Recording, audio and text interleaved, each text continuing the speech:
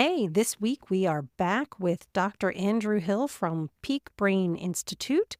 If you did not get a chance to listen to episode 43 last week, go ahead and hit the pause button and go on back. This is part 2, where we dive into neurofeedback and different technologies on checking out your brain. Let's dive in.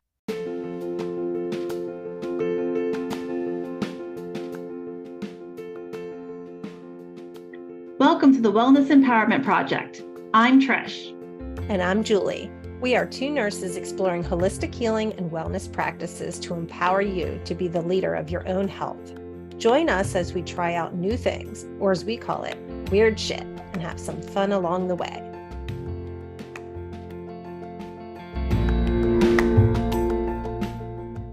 Welcome back to the Wellness Empowerment Project. Last week, we met with Dr. Andrew Hill, the founder of Peak Brain Institute, about brain health and aging. We want to switch gears this week. Tell us about some of the technology that's available right now for people to really hone in on their particular areas that they could be working on. Can you share with us some of that? Sure. Yeah. So for the brain, for brain health and performance, man with a hammer, every problem is a nail. But I tend to think of the brain map or the quantitative EEG as a really useful tool to look at how resting brain functions. And I always do something called a continuous performance task, an executive function task.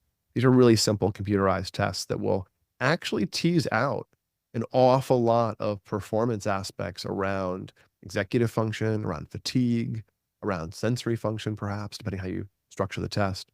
There's really an infinite number of things you can do with assessments as well as with interventions, as we talked about. But I find that the brain map, or the QEEG, is an actually relatively innocuous, quick, non-invasive way to get a lot of the same information you might get by doing really complicated and expensive neuroimaging.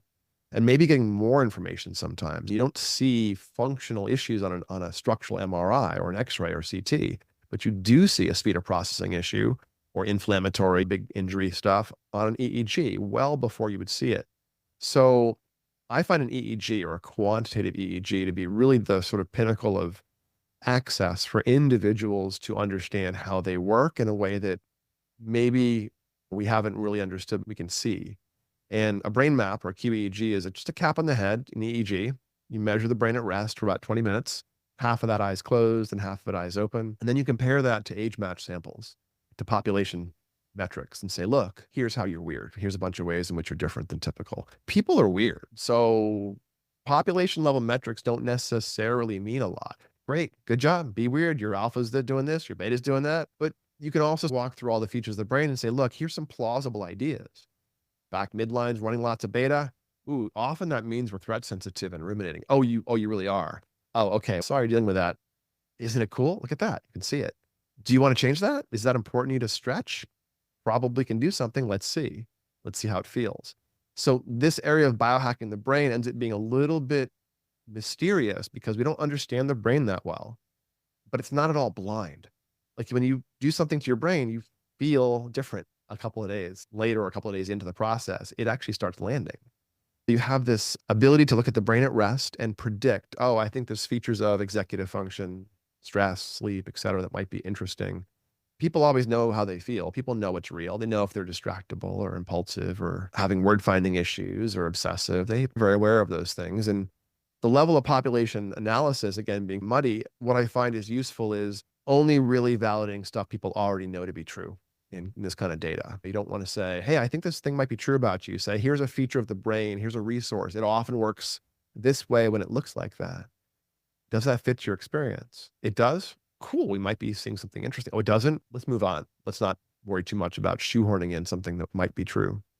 And you can find the big features of, again, ADHD and attention stuff, all the sleep regulatory stuff, sleep onset, sleep depth. You can see brain fog. You can see sensory and social irritability.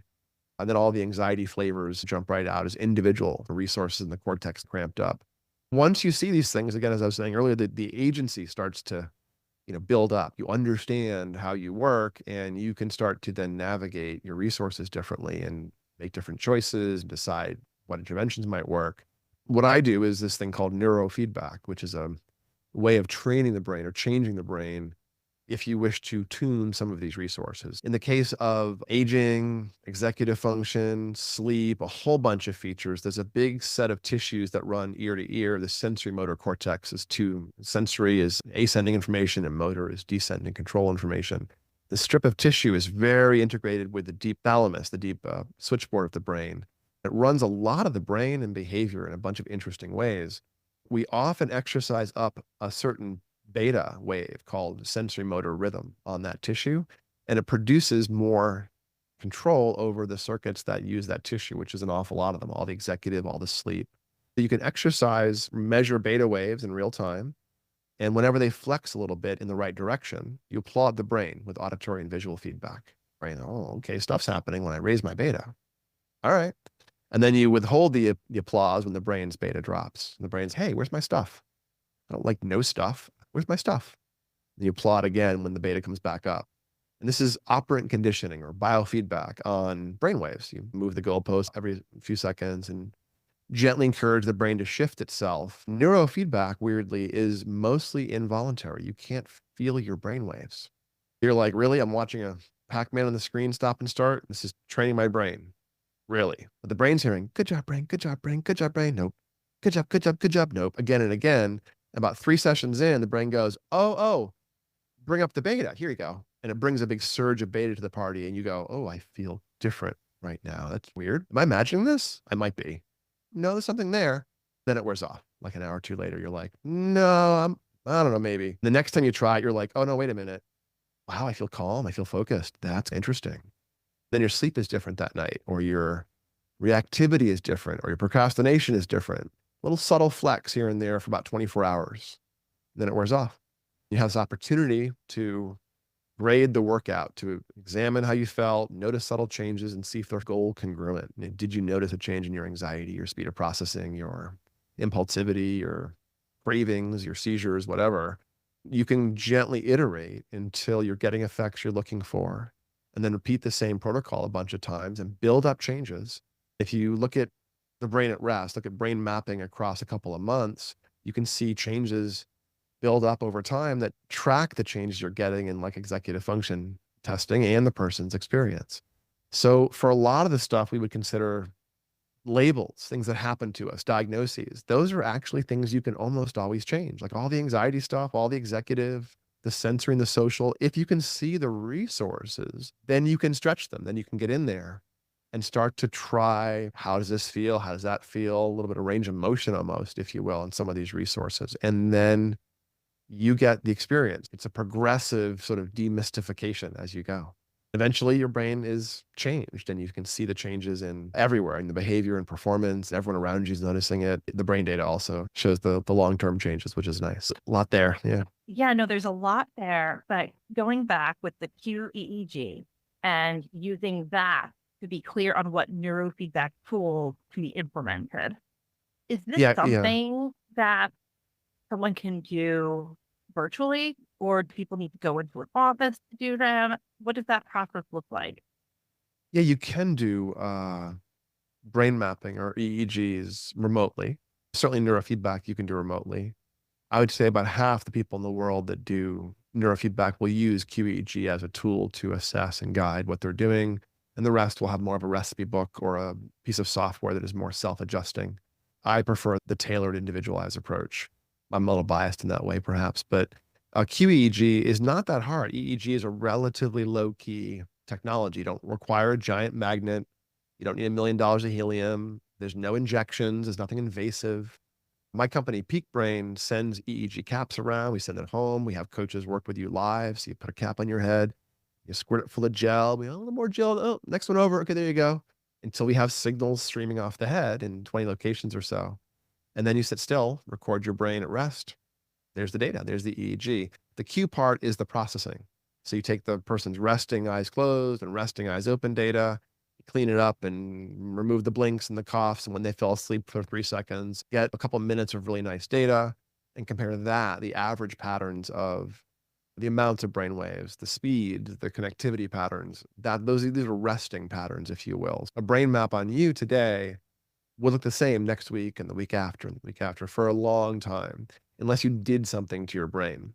Because we're looking at these average patterns across many minutes, not just an event in your brain, but like the general amount of theta you've got here or beta you've got there or something. So the brain mapping is relatively easy to do at home. It's a little messy. It might in some ways be easier to do from home than from our offices because, sorry folks, but brain mapping, EEG, requires you to abstain from caffeine to get an EEG that's clean. Now, only from 4 o'clock the day before, but if you're coming into an office and waiting around every minute, if you're like me and you wake up with too much blood in your caffeine stream, every minute later than about 9 a.m. can be a little painful. Doing it from home gets you around that a little bit. You can roll out of bed, slap a cap on, and have your coffee sooner. But you can also do fun things like, let's look at a caffeine. Oh, you really are groaning about abstaining? Let's do two. Let's do a caffeinated one. Oh, you have Adderall? Let's look at Adderall or Ritalin or your beta blocker or whatever it is, because you see acute changes from some meds, especially stimulants and anxiolytics. You see really dramatic change, dramatic night and day changes in your brain and your performance. And unpacking how that works. Maybe you're in a place where cannabis is recreational medically indicated or some part of your lifestyle. Look at that. You can see dramatic changes in real time, dramatic on your executive function and your resting brain. It jumps right out. And it will not surprise you when you walk through all the individual ways in which it affects you. Oh yeah. Oh yeah. So it's a tool of exploration, brain mapping, not just for neurofeedbackers, although most people who do QEEG are doing it for either neurofeedback or sometimes people use it for medication selection because you can actually see medication changes. And I was describing acute, drop some Adderall in, you can see it. But you can also look at within subject, within person changes for some medication. The chair of my dissertation committee, Dr. Andy Luchter, did a bunch of work on a phenomena called accordance in the brain, which is a relative frontal connectivity, relative frontal power signature. And it looks like that SSRIs, about 10 days after you start taking them, show what the brain's going to look like 10 days in, even if the person isn't going to feel the SSRIs for 3 or 4 more weeks sometimes. You can use for like acute psychiatric environments where the person won't have much coverage or much hospital time. You can map and watch the brain flex in response to drugs you put on board a few days ago before the person feels them kick in. That's hugely useful. Or see somebody who's medication resistant for depression or OCD. You can see how they're reacting to meds.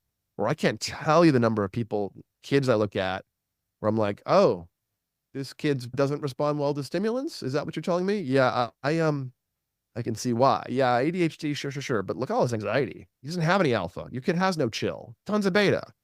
Throwing Adderall on that's going to bring the beta up higher and drop the alpha even lower. And you want to check and see what that looks like in real time and see if their performance is actually improved by Adderall? Great. So the idea is to keep piercing that mystery, to keep demystifying wherever there's difficulty, but focusing on this idea of goal, not necessarily symptoms. So brain mapping can give you that. You can go forth and transform in lots of ways. If you do neurofeedback, it's about half an hour or 3 times a week, and you build up changes. And every 25 sessions or so of neurofeedback, maybe 20, 25 sessions, you can see about a standard deviation of change on the bell curve in executive function, performance, as well as the resting brain. You also see the same changes in things like anxiety features you're working on. So it's a very big change in the data, also subjectively. So you can really quickly get to the place where you're putting your hand on on the resources and starting to build them and steer them. And again, what I do is brain mapping up front and then periodically, and then neurofeedback for most of our clients, we do neurofeedback. And that will tend to last a few months because it's essentially personal training for the brain. So it's iterative. It's pretty gentle. You don't get huge, dramatic, subjective experiences usually. You get a little bit every day, and then it starts to build up over time. Then after a few months, your brain is taken over because you've built up stuff that you're always using. So it self-practices in that way. But yeah, that's the 2 pieces that I would QEEG or brain mapping as a tool of exploration, a tool of understanding. It also is used for devising or designing neurofeedback protocols. And then neurofeedback as more of the iterative personal training process where you move through some transformation, try to hit some goals in how you're feeling, and then your data will reflect that eventually. You talked about neurofeedback. I'm curious to know if that's something that should be lifelong practices that you continue just for some maintenance. When you talk about fitness, it's lifelong. If you don't use it, you lose it. So is it the same concept that you would need to continue to do some type of neurofeedback throughout your lifetime? It's not, actually. There may be reasons to do it again and again. There may be recurrent reasons or different reasons to do it. But once you've built up enough of most of these same regulatory things, not everything is like this. There's fairly reliable protocols to turn off late night snacking behavior. We don't know how they work, but they're not permanent. They don't make you not want to do that. They just reduce that urge somehow briefly. We don't know why. Other things, most things, like ADHD work. There's really good literature because ADHD is one of the big low-hanging fruit targets for neurofeedback, and it's been half the field has been ADHD for 60 years, basically. So tons of research on ADHD and decent research on seizure because it was discovered on seizure by mistake, effectively. So in ADHD, there's good literature showing 6-month, 12-month, 5-year, and 10-year stability of change. In seizure, at the 1-year mark, which is where most of the studies go, about 5% of people have complete control of seizure that lasts at least a year. And the average reduction at 1-year mark is 50%. For things like seizure, where there's more damage, what I've seen is you get a really dramatic change in the complaint, but then it pushes back up a couple of years later. And you got to do another round to really get the person stable. Things like ADHD or anxiety or PTSD or cravings for alcohol or a bunch of stuff, you would just work out. It might take 3 to 6 months. It might take you 50 to 100 sessions of neurofeedback. 50 sessions of neurofeedback to make 3 standard deviations of change sometimes on ADHD features and have your brain now be practicing executive function in that mode moment to moment, it stays stable. So yes, future complaints may knock you over, but you'll actually be more resilient against a new trauma, a new concussion, a new sleep dysregulation than you were before. And you'll actually take a lot more to knock over. And then if you do, you'll know you have tools. So if you do get knocked over by a concussion, a post-COVID brain fog, trauma event that you cannot re-regulate from, you've had the experience of getting into your brain, targeting some ideas, moving through some transformation, proving it to yourself, feeling different. And then a couple of years later, you get a concussion or something.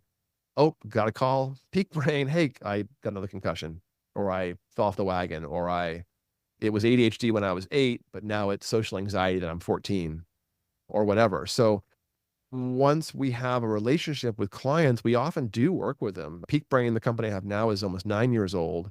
And I had another neurofeedback company before that was 3.5 years before that. So I have a lot of clients that I've seen go from children to adults or from teens into fully functional corporate types. And it's really interesting to see this life course, even within only a few years sometimes, these changes.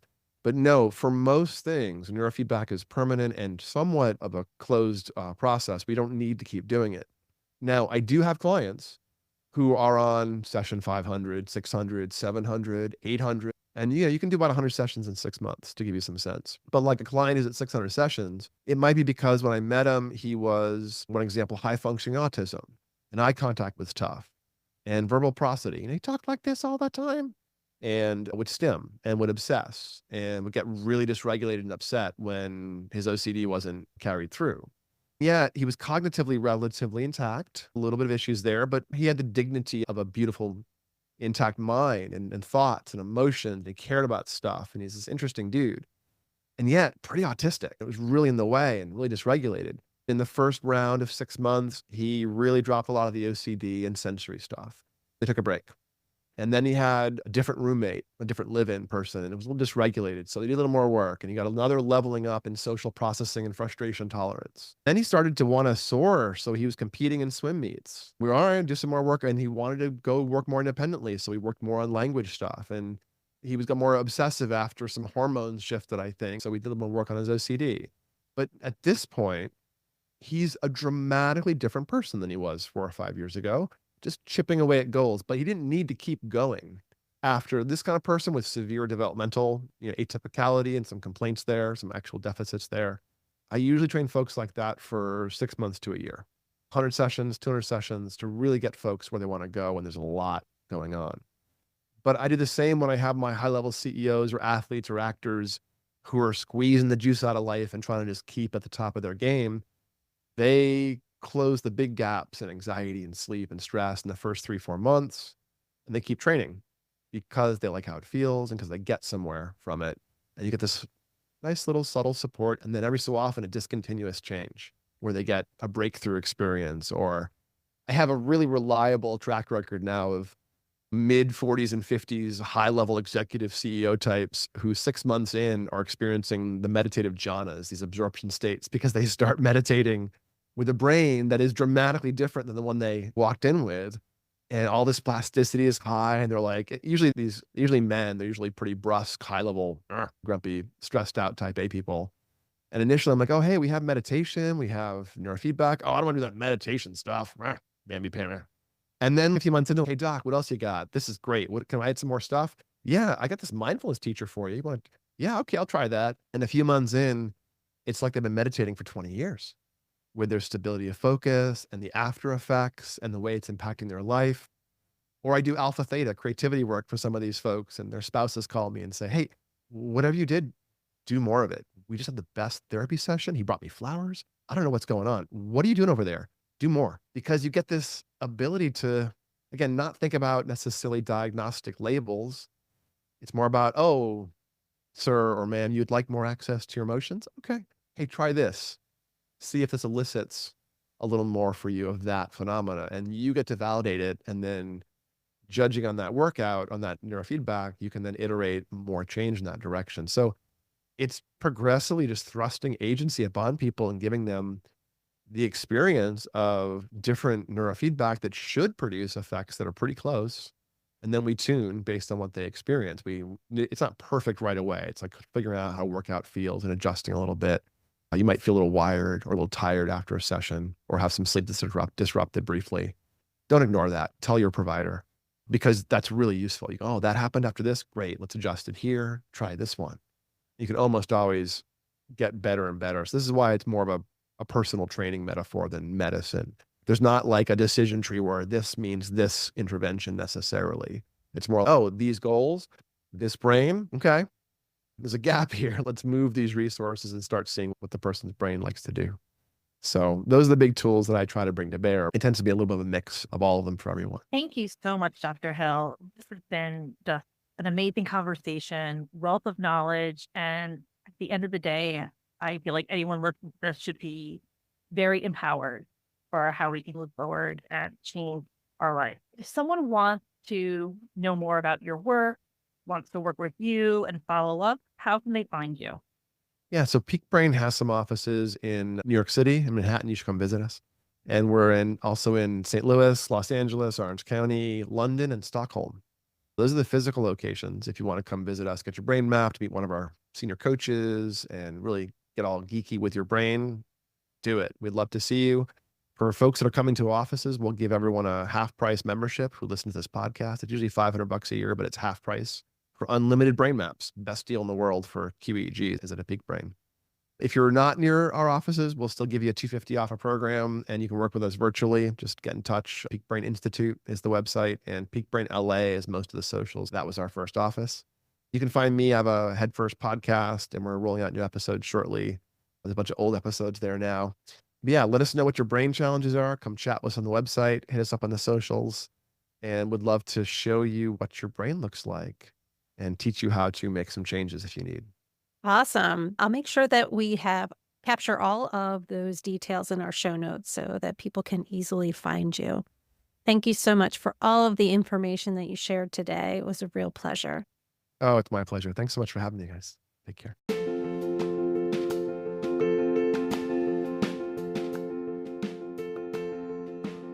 Thanks for joining. If you enjoyed this episode, please follow, subscribe, and share with a friend. Want to learn more about a specific topic? Drop us a line on our website and we can explore it deeper with you.